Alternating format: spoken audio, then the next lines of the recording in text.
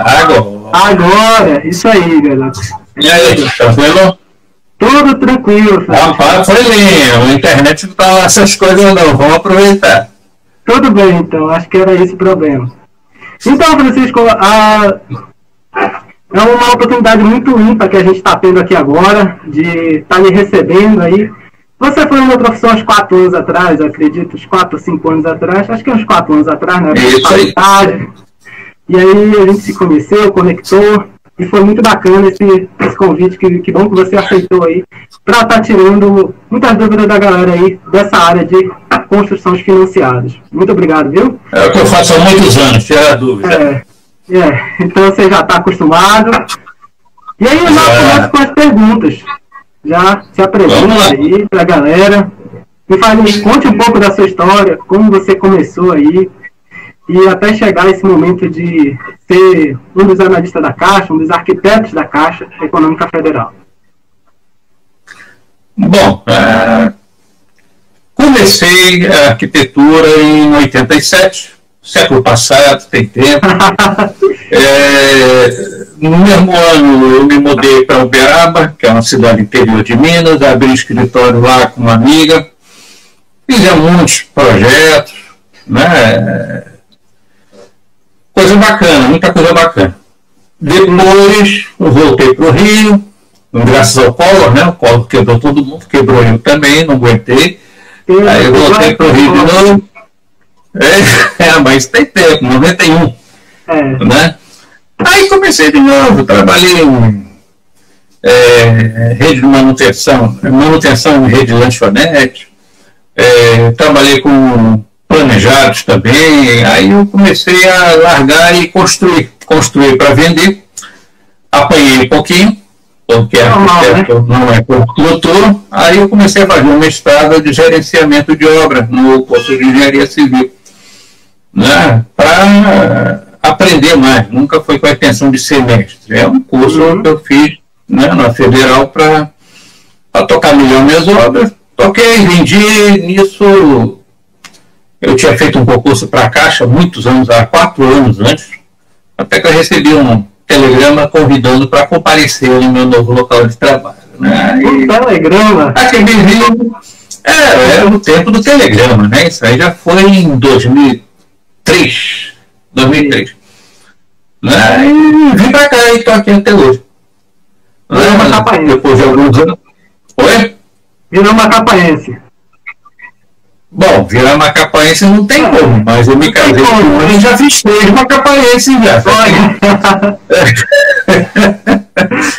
As crianças, né, recomecei no SEAP, né, a lecionar, né, do qual eu saí essa semana, tá, de passagem, porque o ensino remoto não está me atraindo muito não, eu gosto do tete-a-tete com alunos, negócio de... Desistiu de ser professor? Oi? Desistiu de ser professor ou deu uma parada só? De jeito nenhum. Acabou a pandemia, acabou o ensino remoto, na hora que for para riscar o quadro de novo, eu estou lá. Agora na telinha não dá não. Isso aí. É muito limitador. É muito limitador, né? É. Então, eu queria falar aqui, pessoal, uma parte mais técnica. Eu sei que a gente tem aqui uma variação de público aí que está entrando. Mas a intenção aqui é tirar dúvidas mesmo relacionadas a essas questões de projetos, orçamentos, que a Caixa Econômica faz nesse modelo da PFUI, propriamente Caixa, tá? Que é uma proposta de financiamento de unidade isolada. E aí eu queria saber se você pode falar um pouco dessas modalidades aí, para o pessoal se integrar um pouco aí do que a gente está falando, já que isso não é muito divulgado, né? Essa questão de financiamento da Caixa e tudo mais. São poucos arquitetos, poucos profissionais ainda que atuam nesse mercado.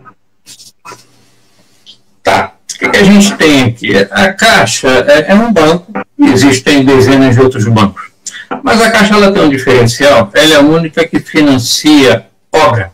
As outras financiam imóvel pronto, é bem diferente. Você tem algum imóvel que você queira vender, seja no você vai pelo Bradesco, Itaú, Santander, o banco que você quiser, Banco do Brasil, sempre tem uma linha de financiamento imobiliário. Mas para construção, só a Caixa faz isso.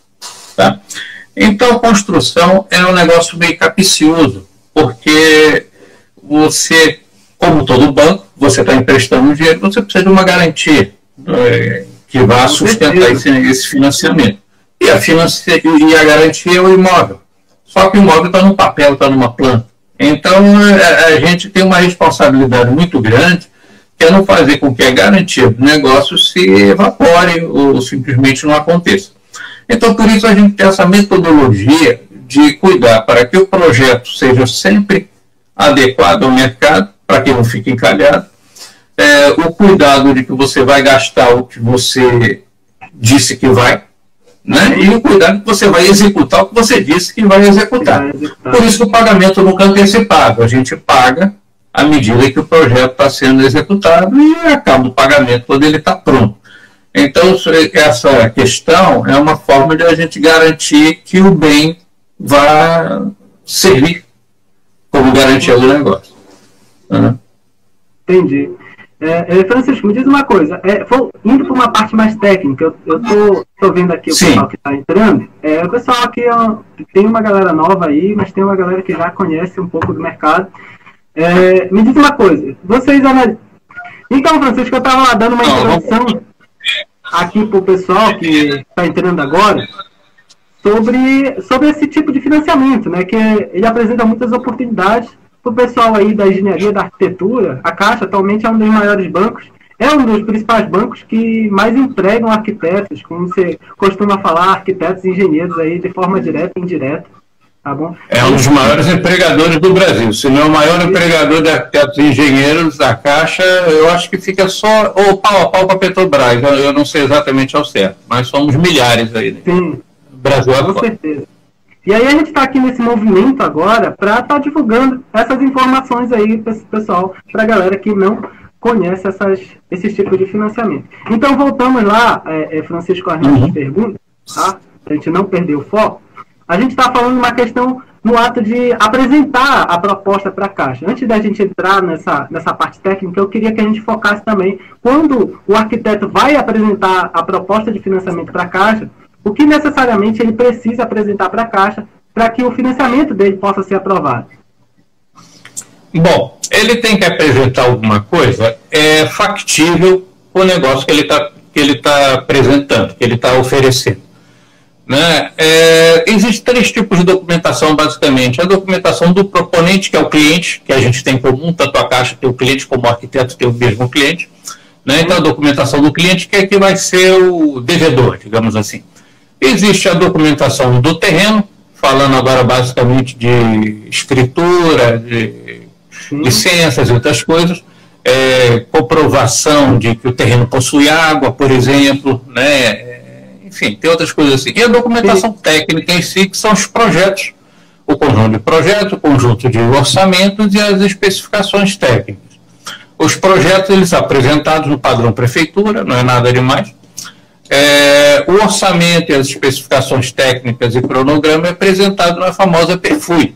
PFUI que é uma planilha, né, de financiamento de unidade isolada. E vocês preenchem, ou pelo menos vocês têm que preencher certinho, né? Quando a gente avalia, um dos gargalos por questão de inconformidade. Né? Para quem escutou antes aí, eu estava falando que o negócio tem que ser garantido. Né?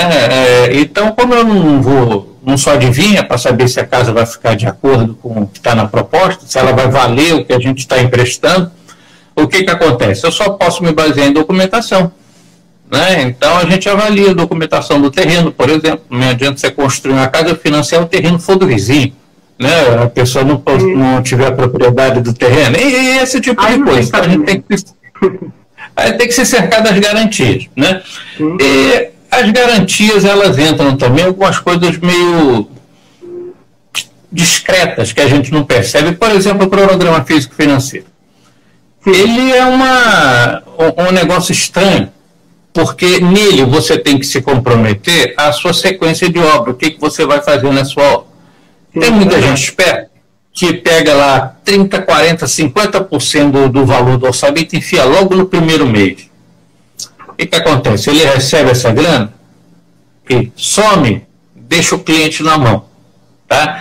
Então, a análise do cronograma para a gente é fundamental. Né? Ele não é um cronograma, é uma antecipação do que ele quer ter de desembolso mensal. Então, ele tem que ser coerente. Então, a gente analisa bastante o cronograma, que é uma coisa que o profissional geralmente se lixa. Ele está preocupado em marcar o quadrinho lá para ver se dá 100% no final e um abraço.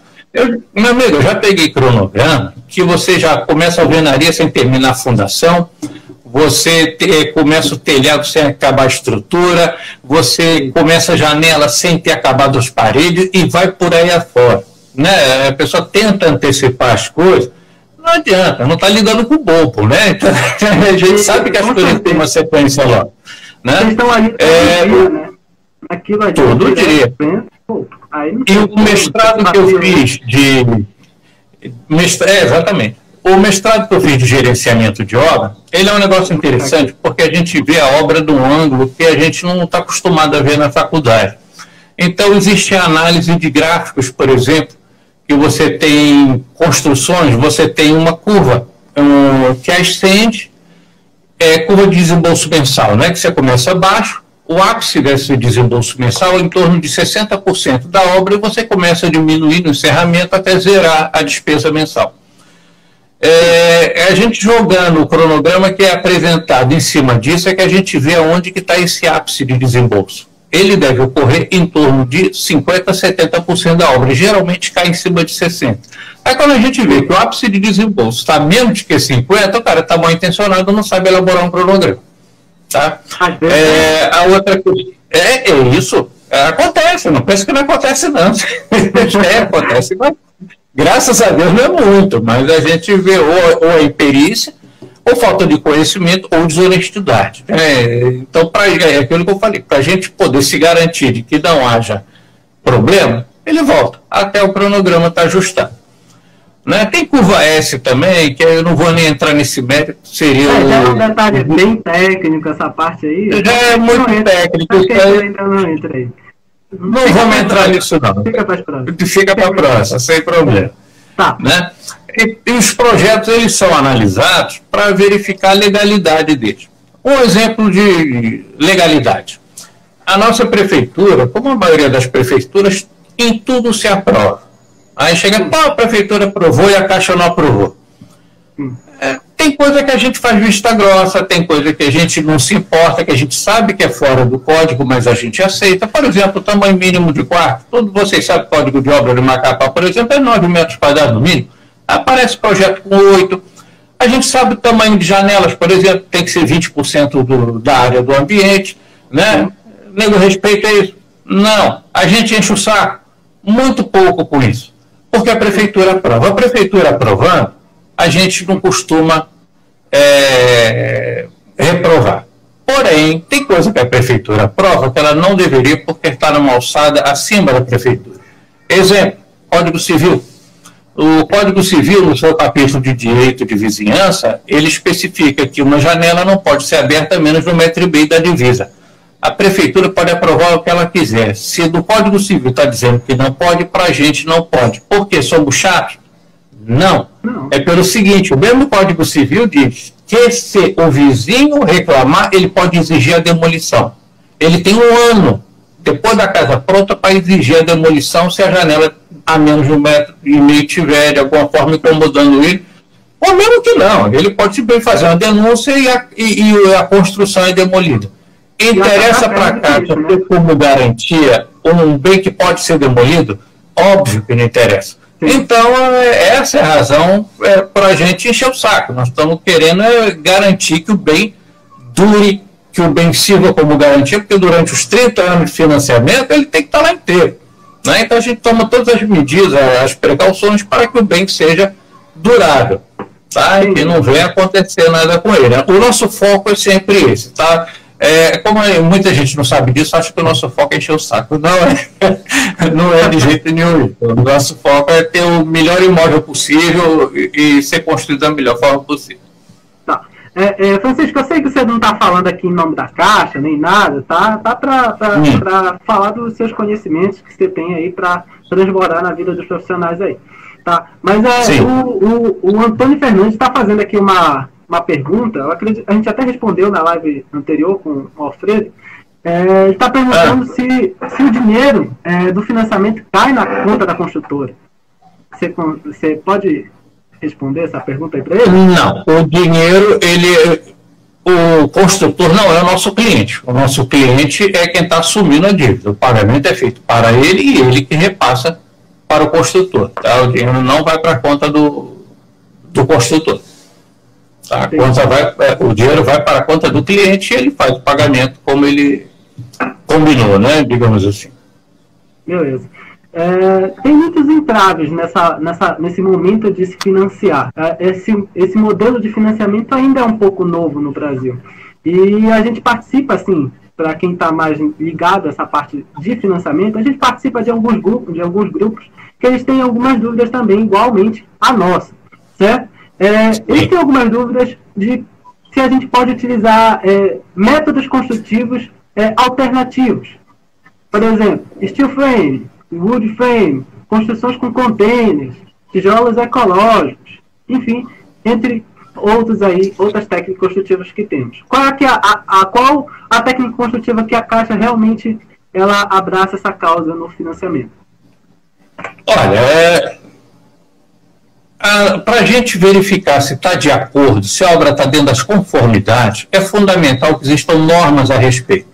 Alvenaria convencional, estrutura convencional, parede de concreto, estrutura com bloco estrutural, isso tudo já é normatizado. Tem norma da ABNT que garante esse tipo de coisa. Então a gente tem como aferir e ter uma certa garantia do que está sendo executado. Agora, quando a gente chega em novas tecnologias, já começa a complicar um pouquinho, porque não existe norma da ABNT, que é a Associação Brasileira de Normas Técnicas.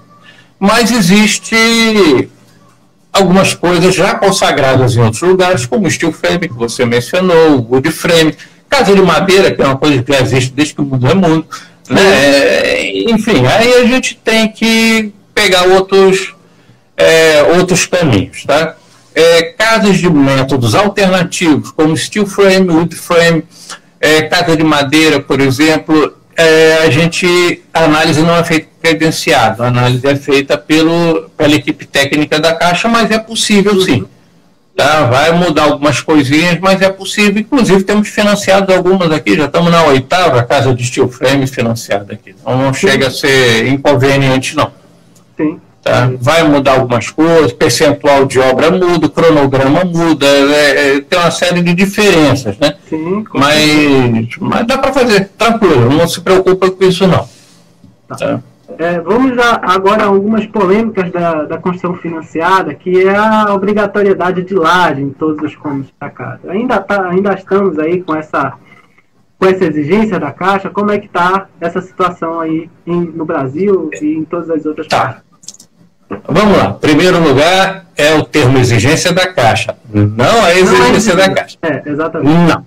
O dinheiro que a gente usa para fazer o financiamento não é da Caixa, tá? Existem fundos que cedem esse dinheiro para o financiamento da casa. Por exemplo, o FGTS, Fundo de Garantia de Tempo de Serviço do Trabalhador.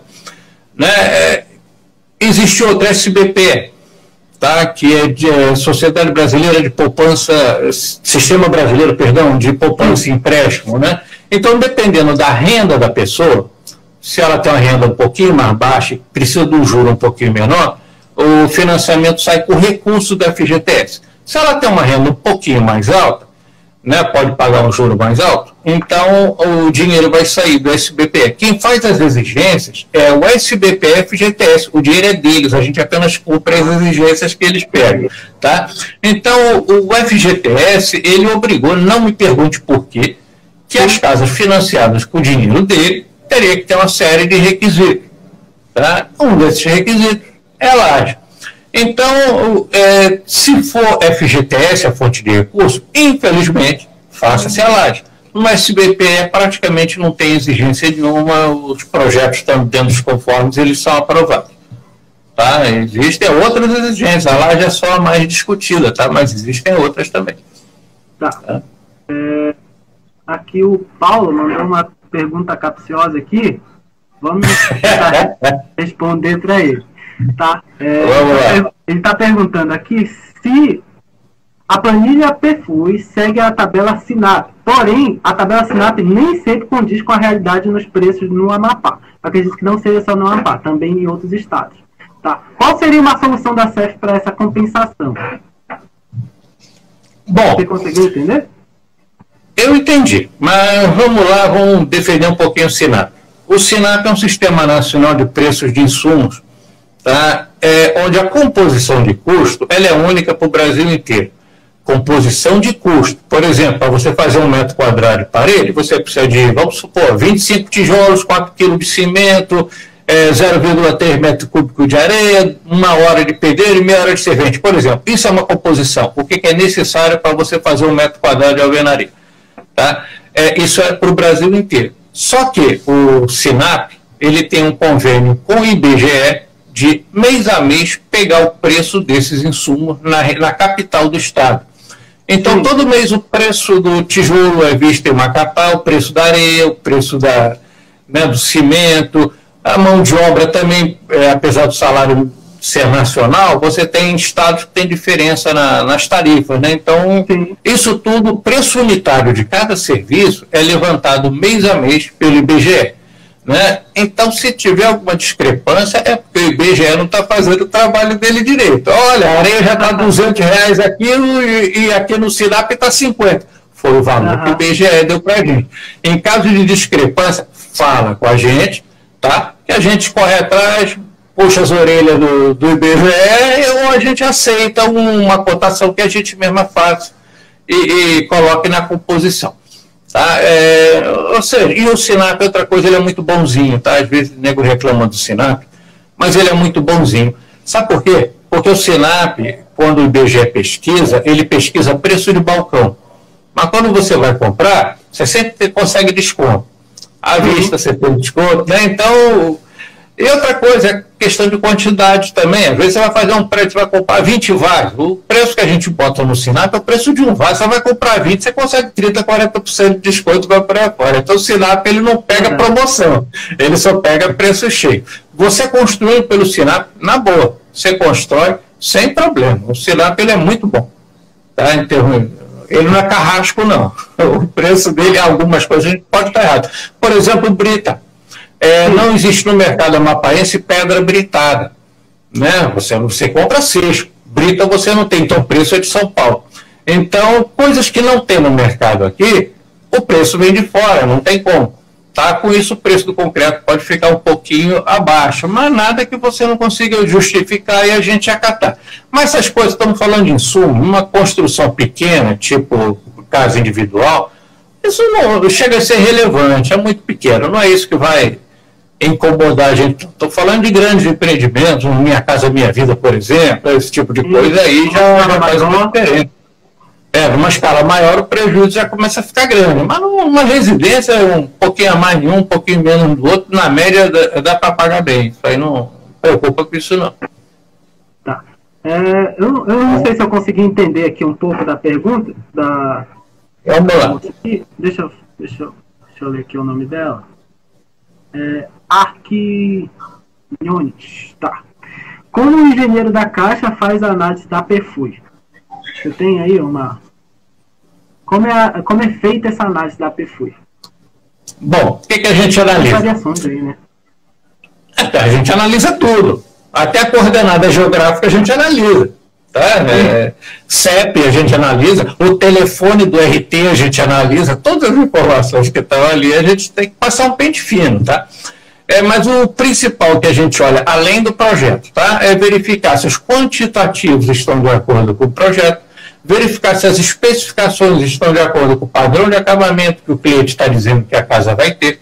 A gente analisa o orçamento desses itens, a gente analisa o cronograma de execução, né, que vai caracterizar o desembolso mensal. Enfim, isso tudo a gente analisa. Então, tudo tem que ser preenchido com muito critério, não é... às vezes eu recebo, graças a Deus são poucas, mas as coisas são feitas meio... Tem gente aí que copia a mesma perfil, só muda o nome do proponente, o mesmo cronograma, mesmo percentuais, é brabo, as mesmas especificações, é como se, né, tenta fazer o serviço expedito, né? Vamos fazer com mais carinho, que geralmente não dá problema, não. Tá? Por exemplo, você chega num loteamento que tem rede de esgoto, aí você me faz um projeto com fossa e sumidouro, você acha que eu vou aprovar um negócio desse? Acontece, e não é pouco, não. Às vezes você chega lá, você vai fotografar o terreno, o poste está do lado esquerdo do terreno, você pega o projeto elétrico do cara, o postezinho de entrada está do lado direito. Você acha que eu vou aprovar isso? Então são cuidados que a gente tem e que passa batido, né? Por quem executa o projeto. Né? Isso porque a gente quase não está falando de projeto, até a gente está focando aqui em perfil, tá? Porque projeto também tem seus gargalos. Tem bastante aí. Uma live aí não resolve, não. Tá. Não resolve, não mesmo. Tem muita coisa técnica ainda para falar. Enfim, bora entrar na parte de padrão. Tá? A Caixa tem essas questões de padrão baixo, normal e alto. O que determina essa questão dos padrões de acabamento de uma casa? Tá? Tipo, o cliente contratou, se encaixou lá em um dos SBPE, FGTS, tem uma renda e entra lá com um financiamento e ele quer uma casa padrão X, mas só que o financiamento dele se encaixou em padrão Y, entendeu? Então, como a gente... Não é bem assim. Desculpa, o que caracteriza a faixa do cliente é a renda dele, tá? Independente do valor da casa, tá? Não estou entrando se vai ser FGTS ou SBPE, vai depender do quanto ele ganha. Para você ter o juro mais baixo e entrar pelo FGTS, você precisa de ter uma renda levemente baixa. Tipo assim, 4, 5 mil, você ganha acima disso, já vai para SBPE. Então, o critério é quanto ele ganha. Tá? O projeto é outra coisa. Tá? Então, seria bom quando vocês forem fazer um projeto, conversa com o cliente e pergunta como que a agência te classificou. Ela te classificou por FGTS. Então, tu vai ter que botar a laje. Não, ela me classificou como SBPE. Beleza, não precisa de botar lá. Eu estou citando lá como exemplo. Tem outras coisas, tipo tamanho de caixa d'água, tem revestimento, tem outras coisas. Né? Mas o grosso que mais enche o saco da gente aqui é a questão da laje. Tá? Então é a classificação do cliente, isso, não da casa. Bom, infelizmente eu tive que vir aqui para a minha áreazinha externa, porque a minha internet está muito ruim. Eu tinha separado os arquivos ali do meu note. Deixa eu ver se eu consigo trazer ele para cá. Eu vou ver se a internet pega direito lá para dentro. Nós temos duas referências quanto a isso, quanto ao padrão. Todos vocês devem conhecer o CUB, Custo Unitário Básico do Sinduscom. Confere? Conheço. Então, o CUB, ele é baseado em norma. Deixa eu ver se eu acho a norma aqui. Espera aí que eu vou dar um jeito de tentar fixar.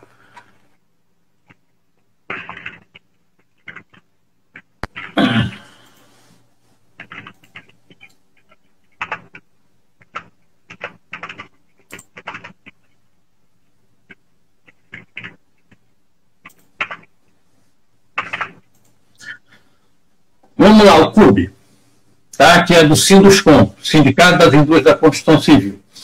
Ele tem 4 projetos, para residência, 4 projetos básicos. Eu vou pegar aqui a descrição para vocês. Projeto básico, eu tenho R1, residência 1, R8, R16, são vários padrões. Tá?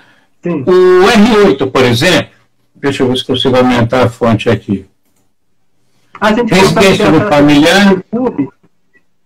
Oi? Tudo lá pela Caixa? A gente consegue ter esse acesso tudo lá pelo site da Caixa? Não, eu não estou falando da Caixa, eu estou falando da BNT número 12.721, tá? Que gera o CUB.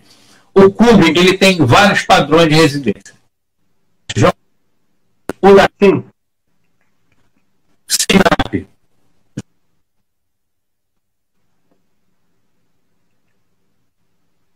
Deu uma caída, Francisco. Eu acho que a gente vai para lá. Bora deixar o CUB. Tá, então, vamos fazer o seguinte, eu vou levar o meu note lá para fora. A telinha fica menor, mas eu acho que pelo menos consegue ver alguma coisa. Bora lá, não tem problema não. Tem ainda uns 15 minutos aí. Não, aquele do meu escritóriozinho, infelizmente a internet deixa muito a desejar. Entendi. Vamos! Bom, os padrões da caixa, vocês conseguem isso digitando padrões de acabamento da caixa. Às vezes vocês fazem um projeto, vamos supor, num terreninho de 180 metros quadrados, um loteamentozinho meio capenga, só porque bota porcelanato e janela de vidro temperado, bota lá, padrão A. Não é assim. O padrão a gente não define apenas por revestimento. O padrão, ele está descrito como número de quartos, por exemplo, se tem banheiro de empregada, se tem suíte, se não tem. Então, se vocês derem uma pesquisada nos padrões, tanto do Sinduscom, tá? Que é o CUB, custo unitário básico, que tem os projetos padrão, como os projetos padrão do SINAP, anota aí, galera, para vocês pesquisarem no Google, projetos padrão SINAP. Aí vocês vão encontrar que existem alguns outros padrões. Deixa eu ver se eu consigo abrir para passar para vocês a descrição. Qualquer coisa, galera, eu coloco lá essa documentação que o Francisco vai passar lá no meu canal do Telegram. E aí vocês baixam por lá, que fica bem fácil. Eu já coloquei muita coisa lá, porque foi atualizada, corte. Eu acho que a tabela da PIN também, a especificação da técnica, toda a parte técnica que você necessita, que é necessário para apresentar uma PFUI, junto à caixa, eu coloco lá no meu canal do Telegram, Orcando Obras. Beleza? Isso, vai distraindo a galera aí. Não, mas é isso aí, bora lá. Ó, o que a gente analisa aqui são os acabamentos que a gente tem e os projetos padrão. Tá? Acabamento. Mas eu acho que o acabamento vocês entendem bem, que vocês tentam enrolar a gente, que é uma beleza, como você, com porcelanato, com revestimento até o teto, não sei o que lá. Uma coisa que é importante vocês saberem é o seguinte. A nossa relação de acabamentos para definição de padrão não é aqui do Amapá, ela é nacional. Tá? Então, tem padrões de acabamento que são nacionais que aqui são diferentes. Vou dar um exemplo simples para você. Forro em madeira, aqui é considerado padrão baixo. Sim. Agora, se você for passear em Ipanema, meu amigo, Vieira Soto, metro quadrado mais caro do mundo, e você olhar as varandas, não tem uma varanda que não seja com teto forrado em madeira.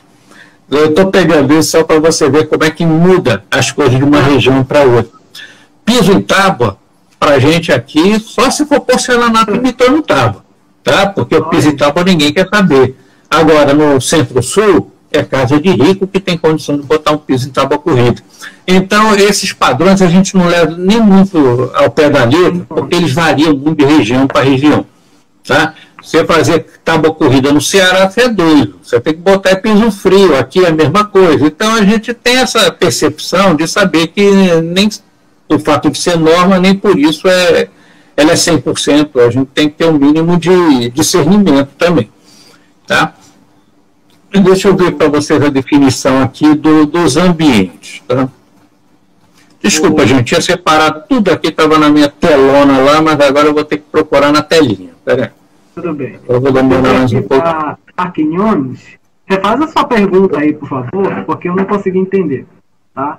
Pode falar. Qual é a pergunta? Primeiro aqui, bora responder a do Paulo. Quanto às PEPT, o que é uma PEPT, Francisco? Depois você explica. PEPT? Isso. PEPT é uma peça técnica, quando cai em pendência alguma coisa. A gente faz uma pendência técnica, que é a PEPT.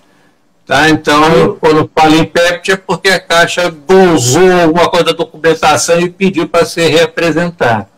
Tá? Então, é uma peça técnica que a gente pede para ser refeita e reapresentada.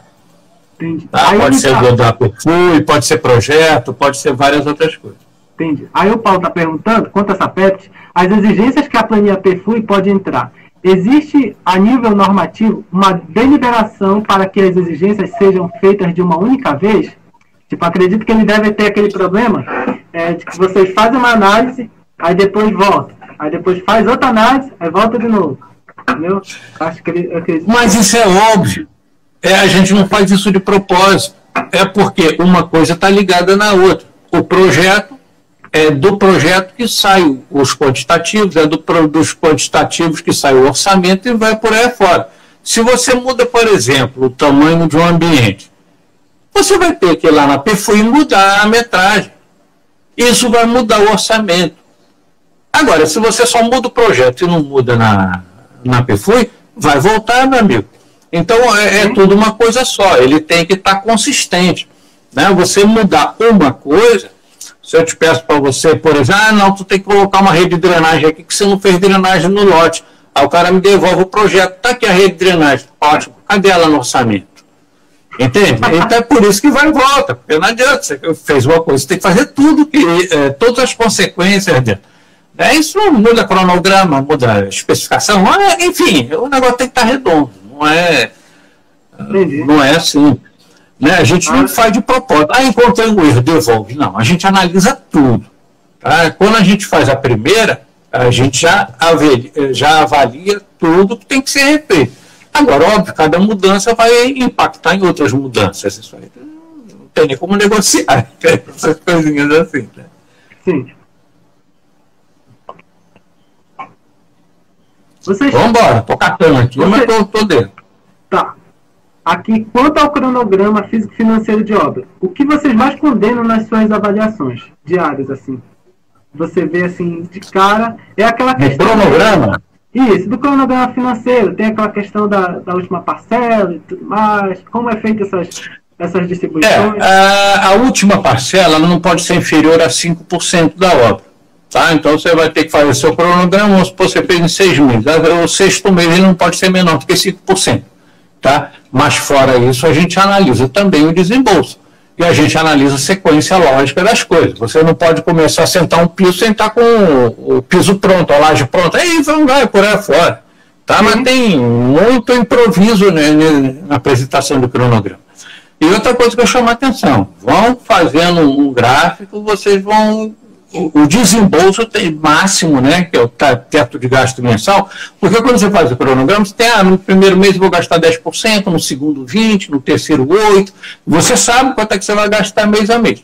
A gente sabe que o ápice das despesas, se você colocar isso num gráfico, tem que estar entre 50% a 70% da obra. Se tiver diferente, volta. A gente não vai pagar adiantado. Tá? E nem lá para o final. Para o final é pior ainda, porque tem gente que é muito otimista, acha que vai fazer 80% da obra nos 2 últimos meses. Vai enrolando, chega lá no final, bota tudo. O que vai acontecer? O cara não consegue fazer isso, a obra vai entrar em atraso, vai ter que reprogramar. Então, para evitar problema para a gente, problema para o cliente, o cronograma ele tem que estar dentro do que se espera do cronograma. Tá? Tá, bora entrar naquela parte polêmica. Que é... Polêmica? Não, bora esquentar esse negócio aqui. Tá muito... Enfim, até um tempo atrás a gente tinha a questão do BDI, né? Que não financiava BDI e tal, e a Caixa só financiava 80% do imóvel, dependendo do imóvel, dependendo do tipo de imóvel, enfim. E aí, agora atualizou recentemente, agora em julho, se eu não me engano, acho que foi agora a última planilha que lançou, a planilha PFUI, tá? Para quem não sabe, ela é atualizada.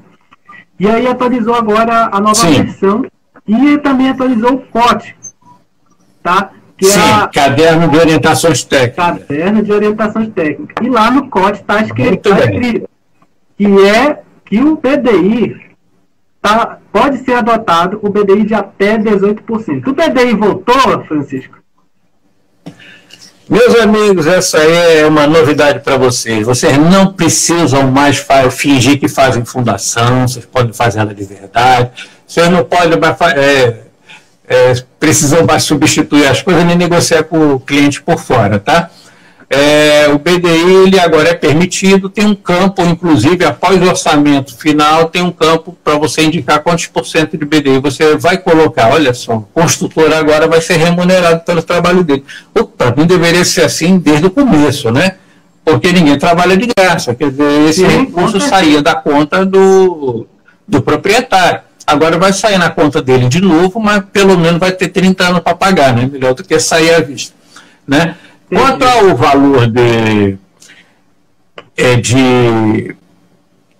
como é que eu vou dizer, de sinal que ele tem que dar no negócio, que a gente não financia 100%, a gente financia no máximo 80%. Então 20% o cara vai ter que dar de entrada. Às vezes esse 20% só o terreno dele já entra como parte, tá?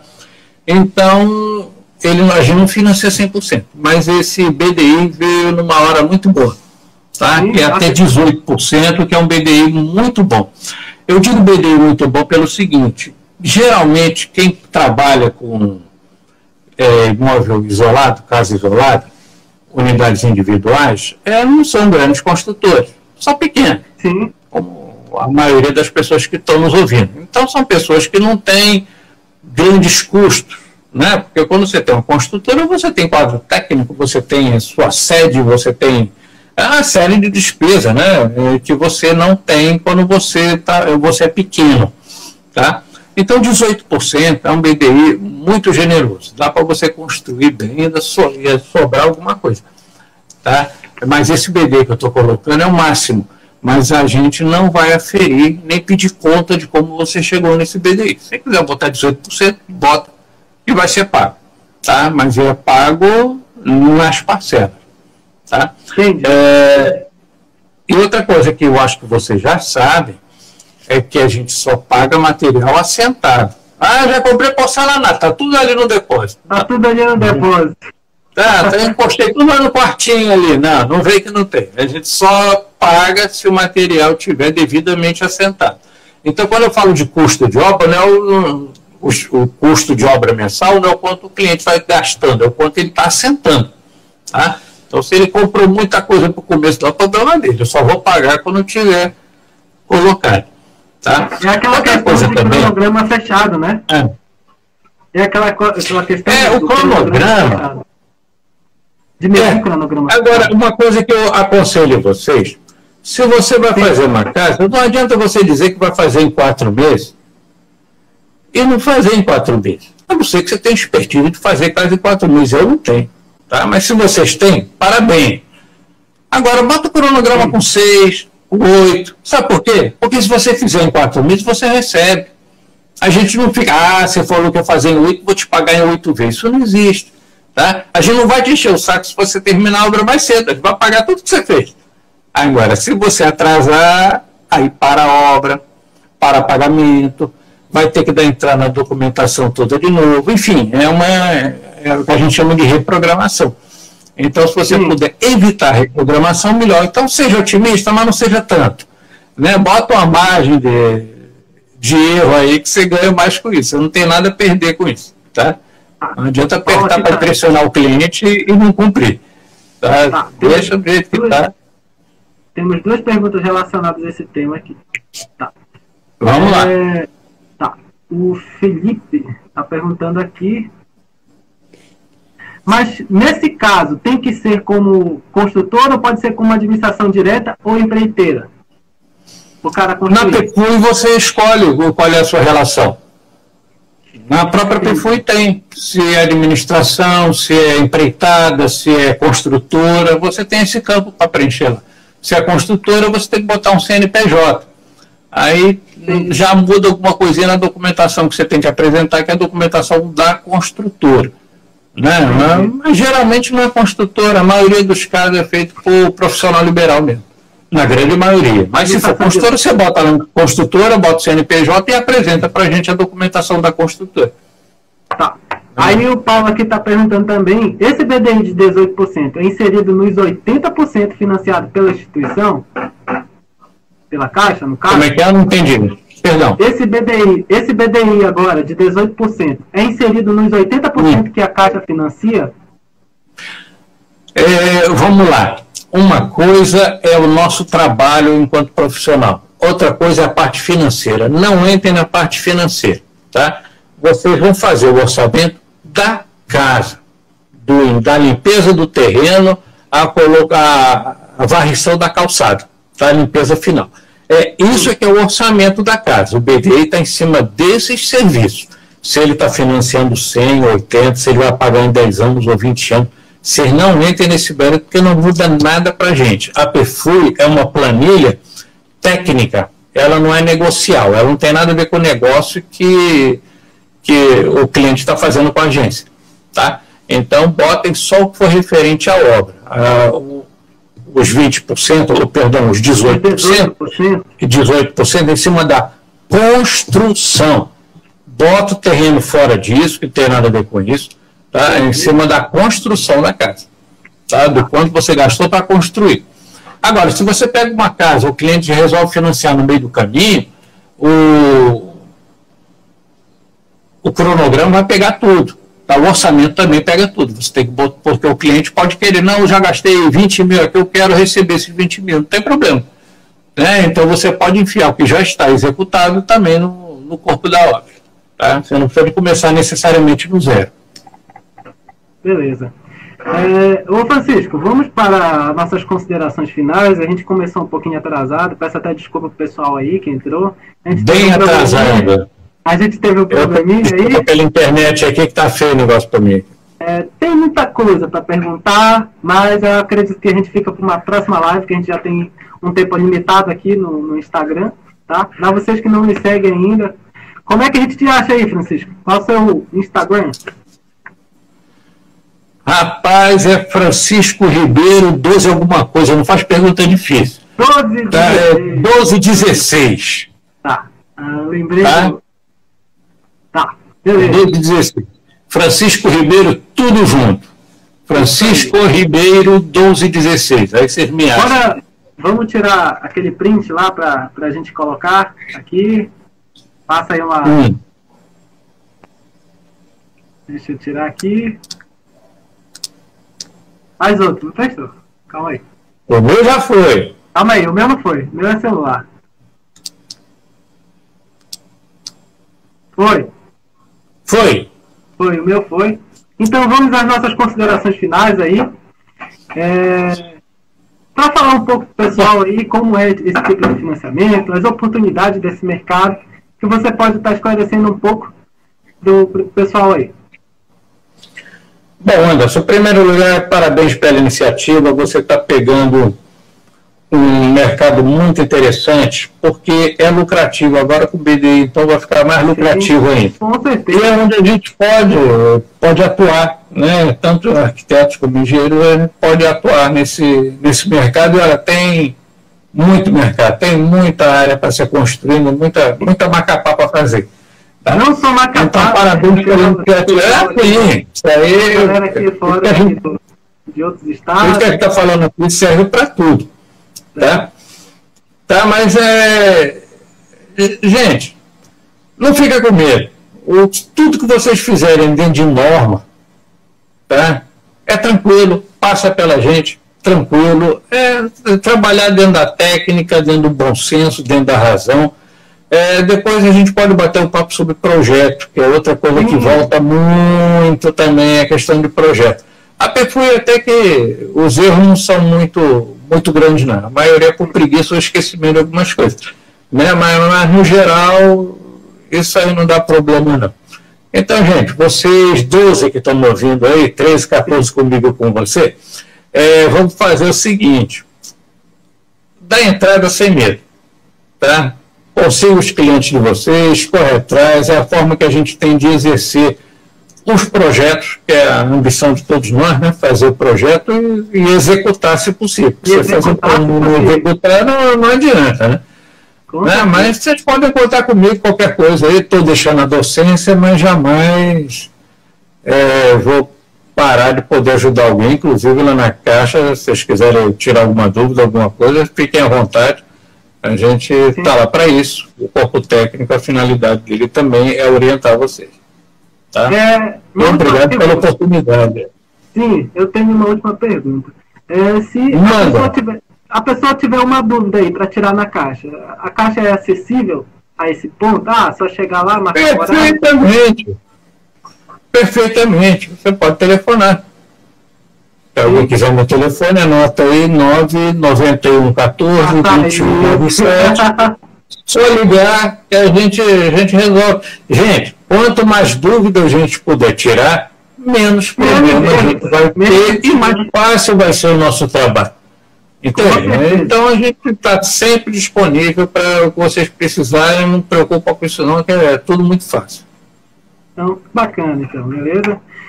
Então, galera, de hoje foi isso. Acredito que a gente vai marcar uma próxima live, Francisco, para a gente falar sobre projetos. Não deu tempo, tá? Mas eu pensei que ia dar tempo, mas não deu tempo, então. Eu sei que são muitas dúvidas ainda, são muitos assuntos ainda para rolar aí nesse tema de financiamento, de construções financiadas, para a gente estar tirando as dúvidas do pessoal aí. E muito obrigado, tá, Francisco, por ter aceitado aí. O Felipe está perguntando qual é o DDD? 96. 96, é isso aí. Entrego logo. Tá? É isso aí. Então, o Jardim está entrando, mas passou batido, tá? Perdeu feio, tá na live, entrou agora. Então, a gente vai tentar marcar sempre essa live às 19h37. Por que esse horário? Porque é um horário que eu acho interessante. Então, fica bacana. Muito obrigado. Fica bacana. O pessoal fica, 19h37, então bora. Valeu, gente. Obrigado, uma boa noite para vocês. Boa noite. Tchau, tchau. Tchau.